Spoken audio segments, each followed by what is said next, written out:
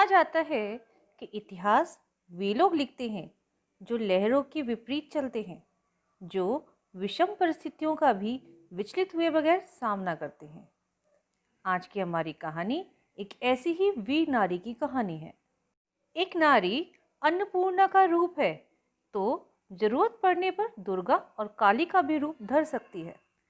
महिला घर परिवार बचाने के लिए कई बार घरेलू हिंसा का शिकार होती रहती है, लेकिन एक बार अगर इस बंधन से निकलना तय कर ले तो फिर दूसरों के लिए मिसाल बन जाती है। घरेलू हिंसा का सामना कर एक मुकाम तलाशने वाली ऐसी ही एक महिला की कहानी उन्हीं के शब्दों में। मैं कोलकाता के एक रईस परिवार से थी। कभी जिंदगी में किसी तरह की दिक्कत नहीं देखी थी, लेकिन शादी के बाद सब कुछ बदल गया। मेरे पति और सास दोनों का रवैया मेरे लिए बहुत खराब था। उन्होंने मेरी नौकरी छुड़वा दी। वे लगातार दहेज की मांग करते थे। मांग पूरी नहीं हुई तो मेरे साथ मारपीट शुरू हो गई। 1992 में मेरी शादी हुई और एक साल बाद बेटी का जन्म हुआ। प्रेगनेंसी के दौरान पति ने मुझे सीढ़ियों से धक्का दे दिया। बड़ी मुश्किल से मेरी और बेटी की जान बची। बेटी करीब 3 साल की थी तो पति और सास की मार से तंग आकर मैं अपने पेरेंट्स के पास गई और उन्हें सब बताया, लेकिन पिता और भाई ने किसी भी तरह की मदद देने से इनकार कर दिया। माँ चाहकर भी मेरी मदद नहीं कर पाई। मुझे पति के पास लौटना पड़ा। अब उन लोगों के अत्याचार और बढ़ गए। शायद उन्हें लगा कि कोई मेरी मदद नहीं करेगा। इस बीच मैं फिर से प्रेग्नेंट हो गई। मारपीट की वजह से इस दौरान करीब 8 महीने मुझे बेड पर रहना पड़ा। दूसरी बार बेटा हुआ, लेकिन उन लोगों के अत्याचार जारी रहे। बच्चों के लिए भी पति खर्च नहीं देता था। तब मैंने फ्रीलांसिंग लिखना शुरू किया। हालांकि पति पैसों को लेकर लगातार मुझ पर शक करता और मारपीट करता। मेरे साथ होने वाली मारपीट का असर मेरे बेटे पर पड़ा और 5 साल का होते होते वह गुमसुम हो गया और बोलना लगभग भूल गया। नॉर्मल होते हुए भी उसे लर्निंग डिसेबिलिटी वाले बच्चों के साथ डालना पड़ा। बस यही वह लम्हा था जब मुझे लगा कि अब इस शादी से निकलने के अलावा कोई चारा नहीं। 10 साल तक अत्याचार झेलने के बाद मैंने 35 साल की उम्र में पति और उसका घर छोड़ दिया और दिल्ली आ गई। मैंने पेरेंट्स से रिक्वेस्ट की तो उन्होंने मुझे अपने दिल्ली वाले फ्लैट में रहने दिया। शुरुआती दौर में मैंने कुछ खर्चा अपने जेवर बेचकर निकाला। फिर धीरे धीरे विज्ञापन की दुनिया में फ्रीलांसिंग शुरू की, लिखना शुरू किया। धीरे धीरे मैं दिल्ली पुलिस की क्राइम अगेंस्ट विमेन सेल से जुड़ी और वहाँ घरेलू हिंसा की शिकार महिलाओं की फ्री में काउंसलिंग की। 2009 से 2013 तक मैंने वहाँ काम किया। 2010 में दिल्ली पुलिस की क्राइम अगेंस्ट विमेन सेल के कैलेंडर में मुझे फीचर किया गया। अब तक मेरी कुल 13 किताबें आ चुकी हैं। हजारों महिलाओं की मैं काउंसलिंग कर चुकी हूँ। मुझे स्कूल कॉलेजों में जेंडर सेंसिटिविटी पर लेक्चर देने के लिए बुलाया जाता है। मेरा ट्रस्ट घरेलू हिंसा की शिकार महिलाओं को मुफ्त कानूनी सलाह और 5,000 से कम कमाने वाली महिलाओं को कानूनी मदद भी देता है। जिस वक्त मेरे साथ घरेलू हिंसा होती थी, मैं लगातार ईश्वर से पूछती थी कि ये सब मेरे साथ ही क्यों। आज मुझे उस क्यों का जवाब मिल गया है। मुझे शायद इतने सारे काम करने थे, दूसरों की मदद करनी थी। असली जीत इसी में है कि दुख से निकलकर अपने और दूसरों के लिए खुशियों के लम्हे तलाशो। सेंट स्टीफेंस कॉलेज से इंग्लिश ऑनर्स कर बेटी स्कॉलरशिप पर इंग्लैंड गई और महज 25 साल की उम्र में महिला एवं बाल विकास मंत्रालय में बतौर कंसल्टेंट काम कर रही है। बेटा भी जेंडर स्टडीज़ में एमए कर रहा है।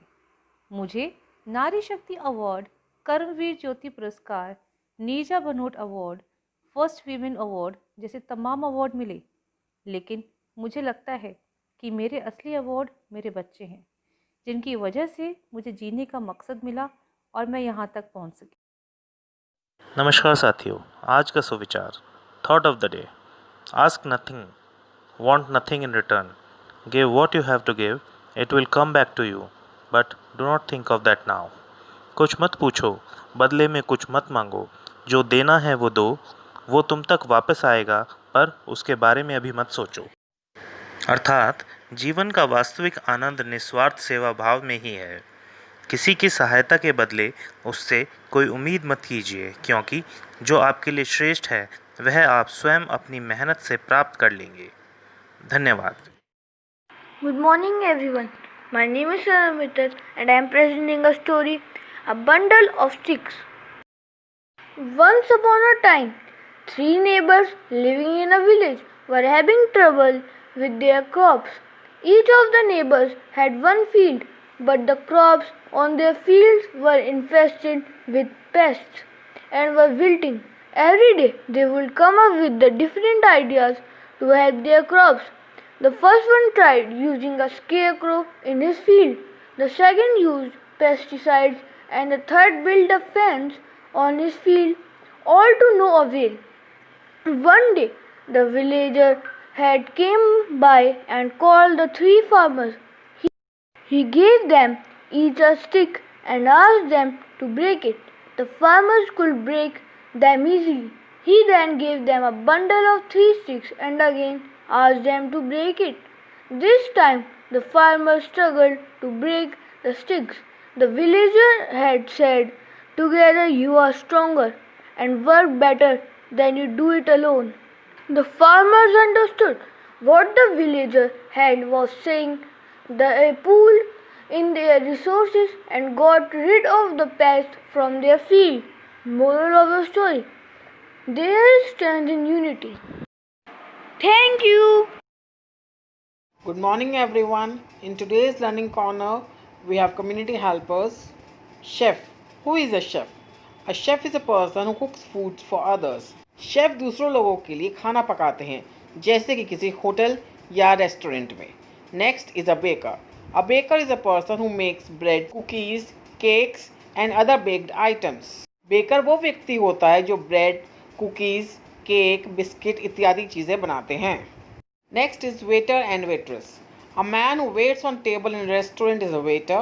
A woman who waits on tables in a restaurant is a waitress. Waiter और waitress रेस्टोरेंट में टेबल्स पर सर्व करते हैं. Who is a butcher? Butcher is someone who prepares and sells meat for us to eat. कसाई वो व्यक्ति होता है जो मीट बेचता और बनाता है. Today's activity. आपकी स्क्रीन पर जंबल वर्ड्स दिए हुए हैं. इन्हें रीअरेंज करके आपको कम्युनिटी हेल्पर्स के नेम्स लिखने हैं और अपनी मैम को दिखाने हैं. Thank you. सुप्रभात, करो योग, रहो निरोग की श्रृंखला में आज का हमारा आसन है मंजुकासन। वज्रासन की स्थिति में बैठ जाएं, दोनों हाथों की मुट्ठी बनाएं और जोड़ें। अब दोनों मुट्ठी के अंगूठों को नाभि पर रखें, सांस लें और सांस छोड़ते समय शरीर के ऊपरी भाग को आगे की ओर झुकाएं। शरीर के ऊपरी भाग के वजन को दोनों जांघों पर रखें, गर्दन को सीधा रखें। 1 मिनट तक इस अवस्था में रहें, सांस सामान्य रूप से लेते रहें। फिर से वज्रासन की स्थिति में आ जाए। इस आसन को करने से पेट में गैस कम होती है, पीठ को मजबूती मिलती है। इसका अभ्यास तनाव, चिंता और अवसाद को दूर करने के लिए किया जा सकता है। किंतु ध्यान दें, गंभीर पीठ दर्द, पेट में अल्सर या उच्च रक्तचाप वाले इस आसन को ना करें। धन्यवाद।